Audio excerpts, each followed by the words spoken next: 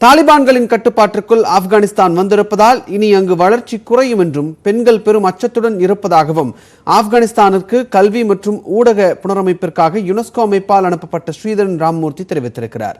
அவருடன் நமது கோவை செய்தியாளர் குருசாமி நடத்திய விறுவிறு பேட்டியை தற்போது பார்க்கலாம்.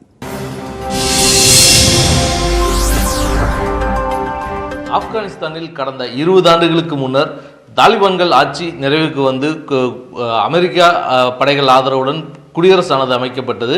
அந்த குடியாட்சியின் போது பல்வேறு நாடுகளில் இருந்தும் ஆப்கானிஸ்தானை புனரமைப்பதற்கான பல்வேறு ஏற்பாடுகள் செய்யப்பட்டது.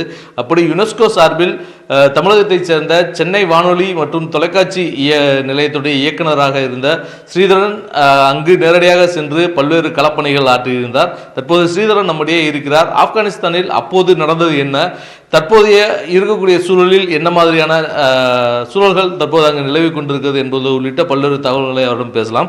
சார், கடந்த 2006 சமயத்தில் அங்கே புனரமைப்பு பணிகளுக்காக நீங்கள் போன போது ஆப்கானிஸ்தான் எப்படி இருந்தது, தாலிபான்கள் பிடியிலிருந்து விடுவிக்கப்பட்ட பின்னரும் முழுமையாகவே அங்கே சுதந்திரமான சூழல்கள் இருந்துச்சா, எப்படி இருந்தது?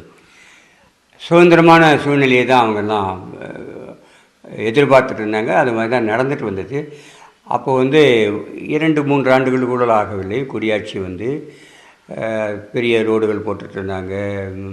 அங்கே பார்த்தாலும் கன்னி வெடிகள், எங்கே பார்த்தாலும் கன்னி வெடிகள் வெடிச்சுட்டு போயிருந்தாங்க. எந்த ரோட்டில் இப்படி நடக்குமோ அக்கம் நடக்குமோ வெடிச்சிடும்ன்ற மாதிரி பயம் இருந்தது.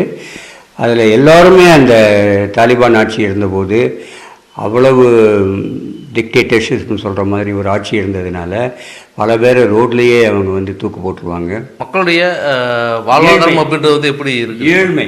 ஆனால் அவங்களுக்கு நிறைய கனிம வளங்கள் இருக்குது. இந்தியாவை விட அதிகமான கனிம வளங்கள் நிறைய இருக்குது.